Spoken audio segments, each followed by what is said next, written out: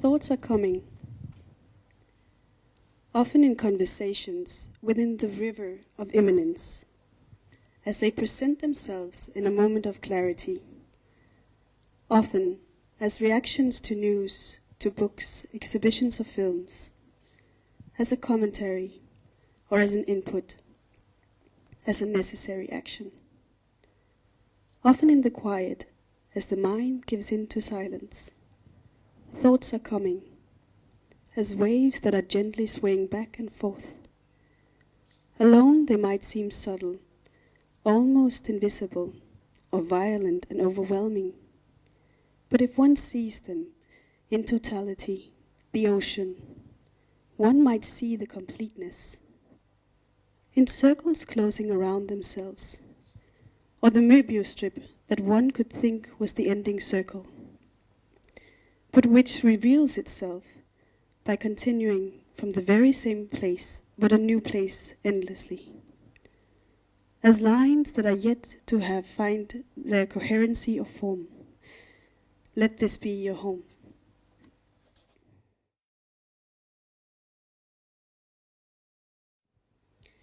From something we have come, to something we must become, and from something we are taken. At all times, one foot has gone beyond the other and brought us forward.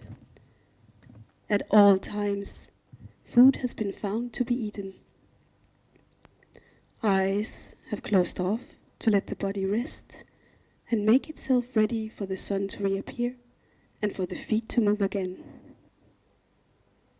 At all times, the gaze has been seeking the other to make the heart pound harder. At all times, bodies have melted together to create the cries of baby children, to fill out life's warning of an end with something other than empty void. And at all times, the heart have stopped beating one day and left what was once moving and feeling with empty glass clear eyes, thin and cold skin and hardened muscles. Forward, forward, and forward we have come, and with hope we are driven onwards. And hope has found ways for shelter, for transportation, and for health. Cities have grown, and so has the numbers of people. People that all in a moment of silence have lifted their gaze towards the great open expanse and sent off their wishes and built the future, if not for themselves, for their children. It is on mountains of these wishes that we are now walking, and we shall and we must harvest what has been sown to honor those who once were.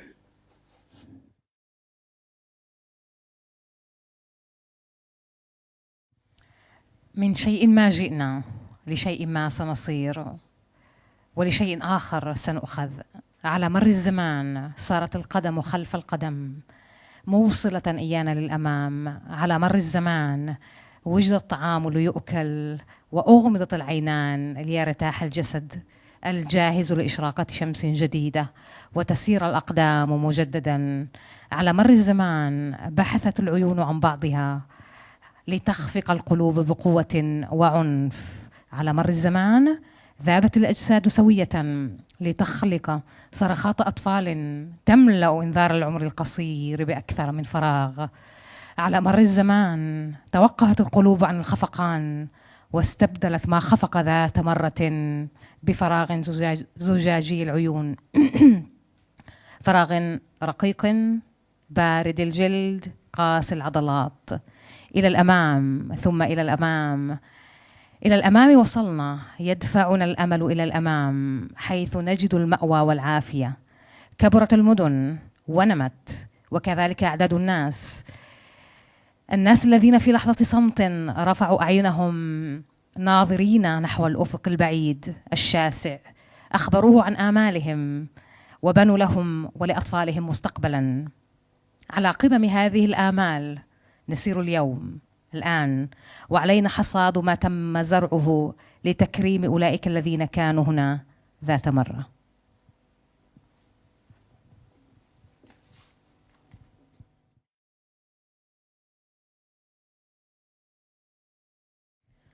מהדבר שבאנו ממנו אל הדבר שאליו נהיה חייבים להגיע, מהדבר שממנו אנחנו נלקחים.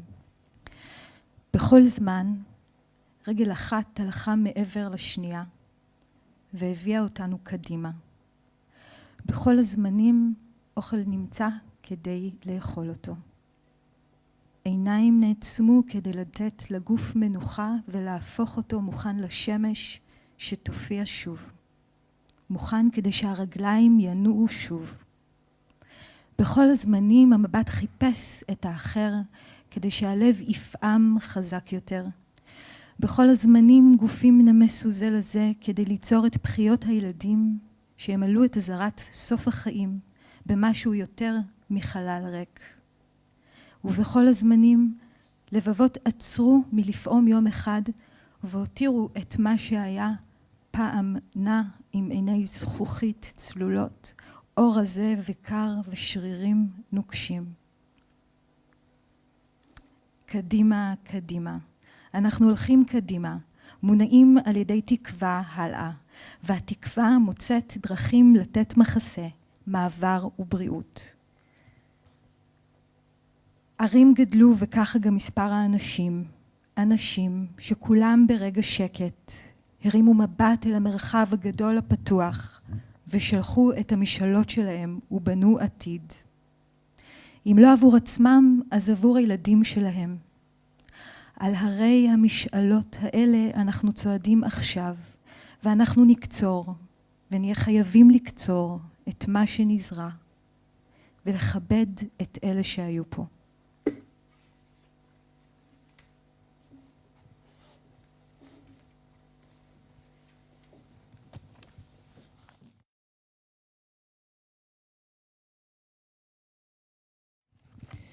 There is an empty space. It feels like imagining the endlessness.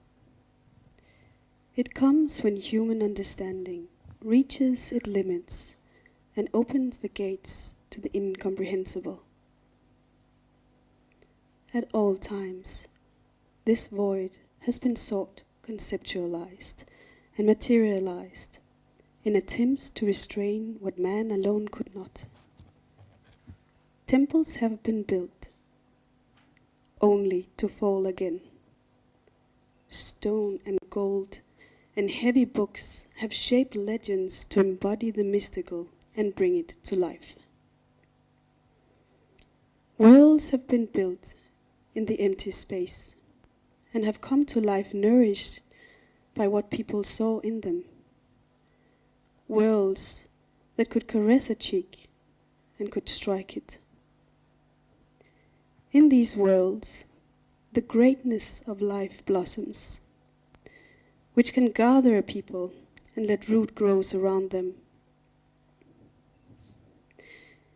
In looking to what has been, it is evident that legends are words and that temples are stones, coming to life with the mystery that we bestow upon them.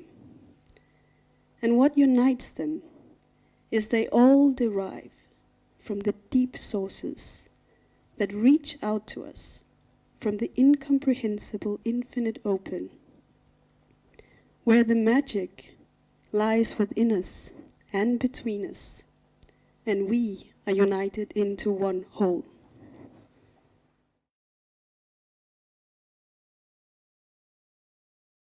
The counterpart of the incomprehensible is the comprehensible world.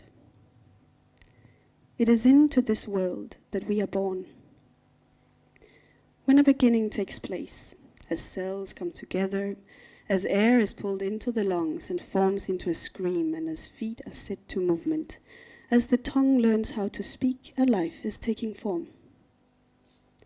Life is a comprehensible eternity, And every day we wake up, we must ask ourselves the question, what we are to do with the rest of our eternity. If the incomprehensible world is characterized by the infinite open, the character of the comprehensible world is the limited closed one. We are all subject to the laws of gravity, the limitations of the body, the rhythm of the day, by means, by responsibilities, by social or cultural frames, and by norms, personal relations and feelings as ambition, love, fear, security, safety, or sorrow. In the comprehensible world, we navigate a myriad of labyrinths in which it is easy to get lost. And lost we get. When this happens, one labyrinth overshadows all the others, overruling nuances and perspectives.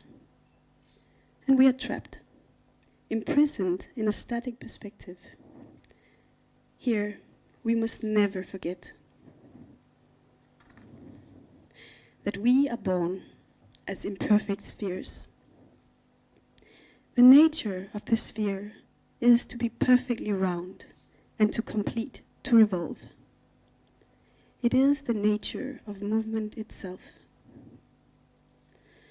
At the moment of creation, holes and scratches will inevitably appear, and as soon as the sphere begins to move, it will seek the terrains that is suitable for filling out these holes in our surfaces. These terrains will create new holes and irregularities, which make us continue our search for new terrains.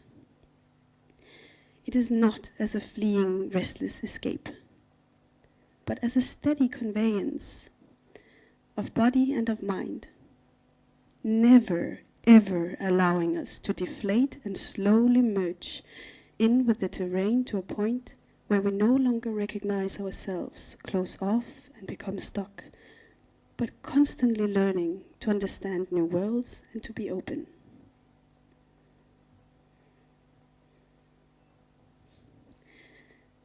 That life consists of constant moments.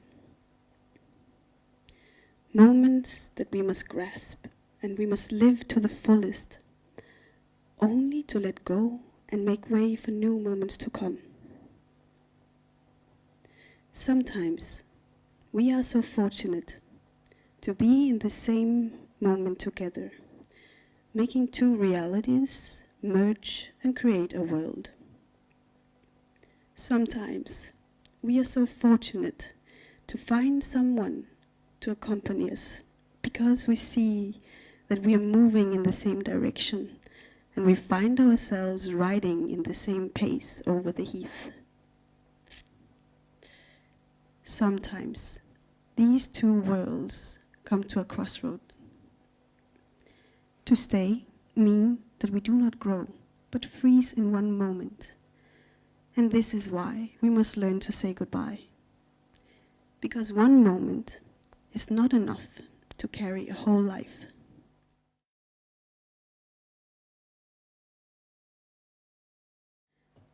We so deeply want to do what is right. We only forget to see that it is right in relation to something at all times and in all cultures. Hierarchical systems have built measurable unities with tangible and differentiating norms. Gold endorsed the emperor, and the torn clothes were for the slave.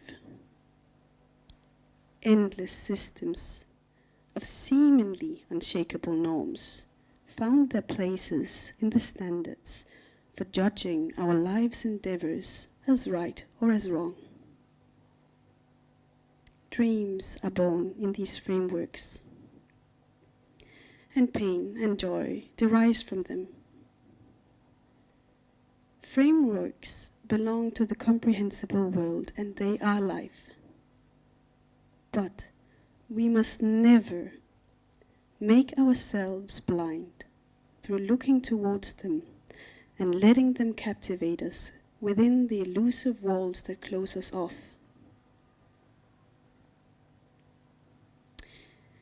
We must love them, and we must live them with the knowledge that they are only nuances and possibilities among many others. We must know that they cannot, as with anything else, dictate what is right or what is wrong.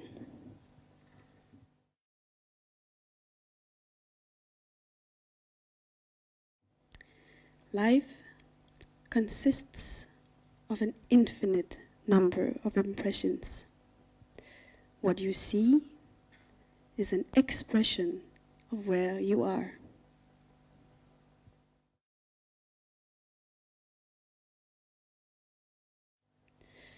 The self-critical egoism. Perhaps truth does not exist. Perhaps truth is only a perspective created in our minds. The mind is strong and obstructive. It is with the mind that we get lost. Therefore, we must continuously be conscious and aware of our point of view. To be conscious in the world means that we must be aware of where we are and what we see, and understand the language of expressions. Because we are all egoistic. We are all in the center of our world. It is better to be aware of it and tether your egoism self-critically than to have it express itself blindly. If you are conscious, you will see your ego. You will see what you want, and what you dream of, and what you desire. If you are conscious, you are walking with an open gaze, and are not as easily lost in labyrinths. If you are conscious, you are carrying yourself in your now. If you are conscious, it is easier to take care of yourself and to love yourself, and better take care of others and love them. See yourself genuinely in the panopticon of criticality.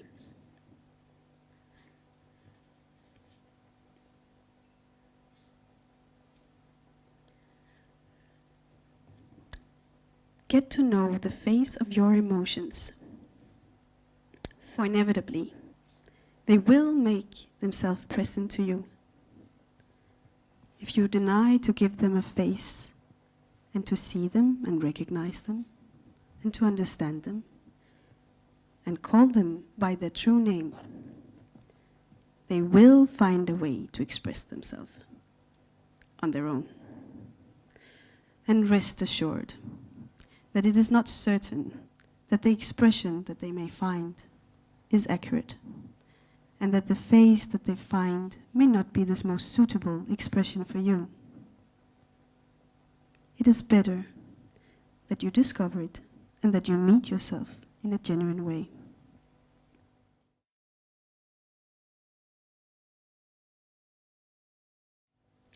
An overpowering cry sends its echo into loneliness.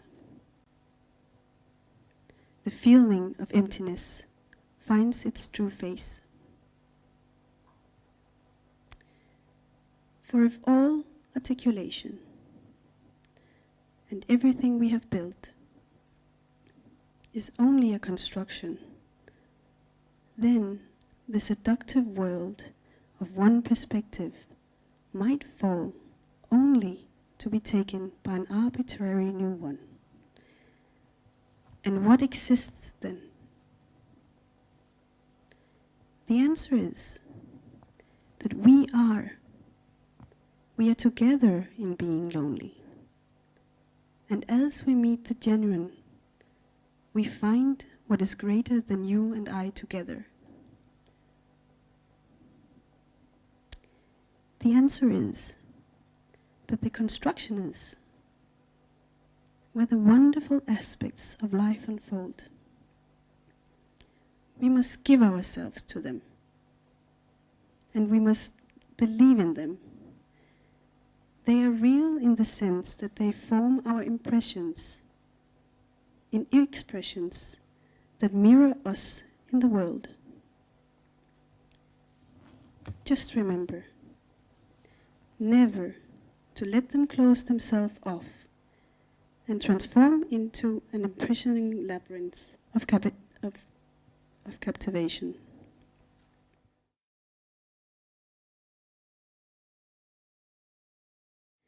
In loneliness, all is silent. Embrace the silence. It is yours, and yours alone. It is here that you shall find your strength, where you will understand that what is right for you in your moment. And this certainty will sink into your fibers and into your bones and your blood, and you will know what to do. You will take the reins to your own destiny, and you will take the now with open eyes and throw yourself into life with everything that you have and live.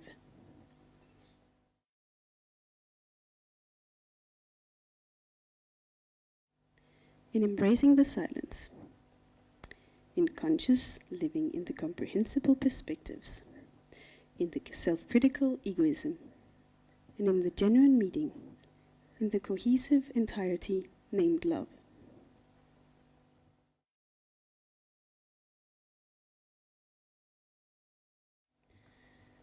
To love, silence. Eyes meet in the mirror,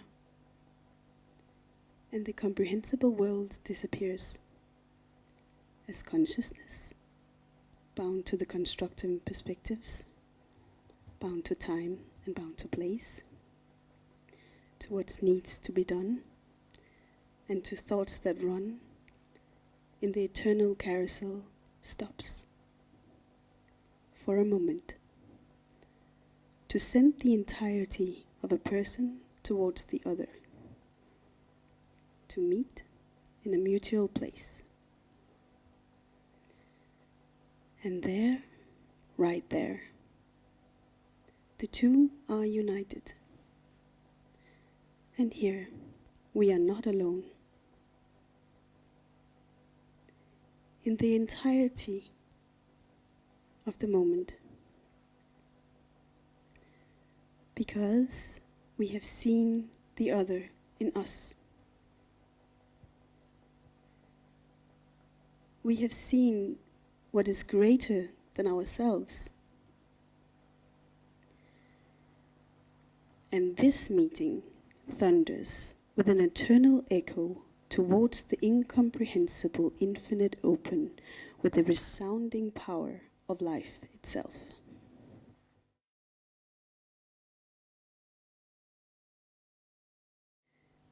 Meaning exists.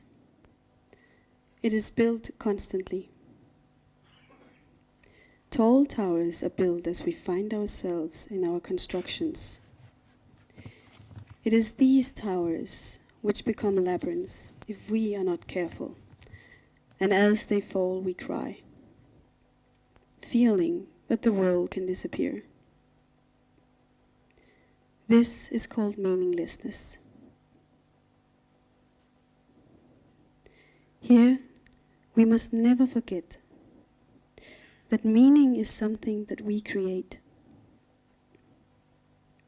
We build it from what we have been taught, or from what we have taken from our experience of life.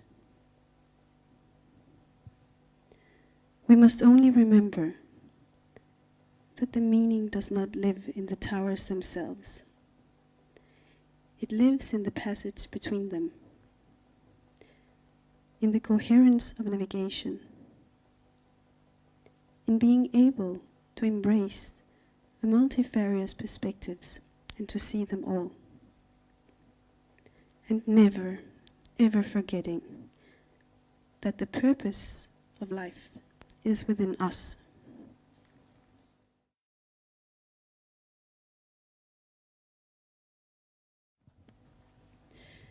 The minute that one dreams and loves and hopes and works and fills the days with desire, one is also exposing oneself to the possibility that this might not be fulfilled. It is the thought of the limited that makes everything stop, and it is the hope of more that makes us revive. It is hope that we must hold on to when the world becomes an enclosed labyrinth of despair.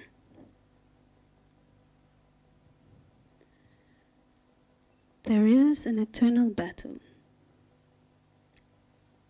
between the safety in what is certainly known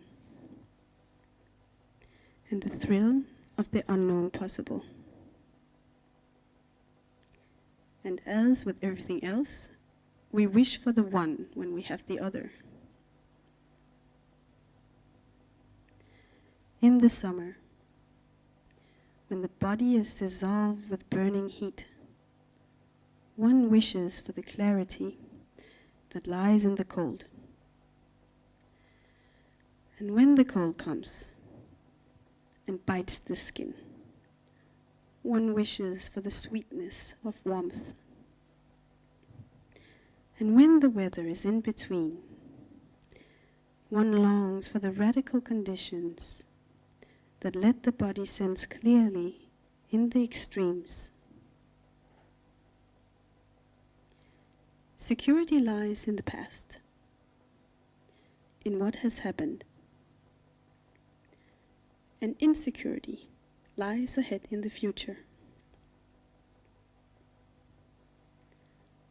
Hold them both and grasp the present.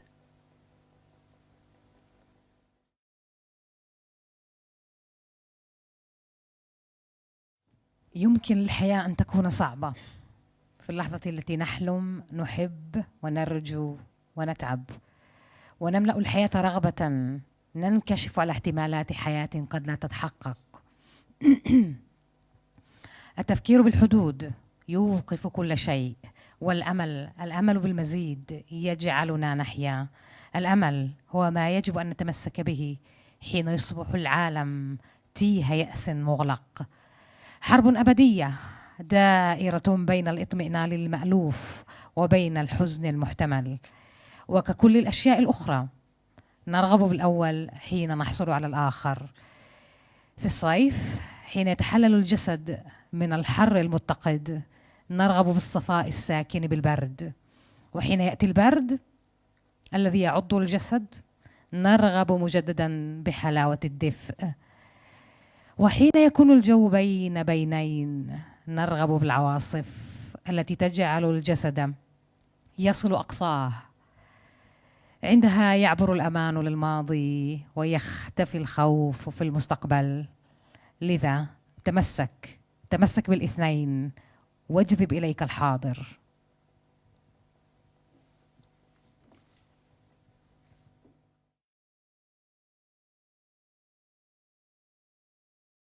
לפעמים החיים יכולים להיות קשים. ברגע שאת חולמת, מקווה, אוהבת וממלאה את היום בתשוקה, את גם חושפת את עצמך לאפשרות שהיא לא תתממש. המחשבה שהדברים מוגבלים גורמת לדברים שיפסיקו. התקווה ליותר גורמת לנו לקום לתחייה. וזאת התקווה שבאה עלינו לאחוז כשהעולם נהפך למבוכים סגורים של ייאוש. יש קרב נצחי בין הביטחון במה שידוע כבר ובין רטט ההתרגשות מהאפשרות הלא ידועה. וכמו בכל דבר אחר, אנחנו מייחלים לאחד כשיש בידינו את האחר. בקיץ, כשהגוף נמס בחום הלוהט, אנחנו רוצים את הבהירות שנחה עם הקור, וכשהקור מגיע ונושך את האור, אנחנו רוצים את מתיקותו של החום, וכשהאוויר בין לבין, אנחנו כמהים לתנאים הקיצוניים שנותנים לגוף לחוש בהכרה מלאה את הקצוות. הביטחון מונח בעבר, במה שקרה כבר, וחוסר הביטחון מונח בעתיד. עלינו לאחוז בשניהם ולתפוס את ההווה.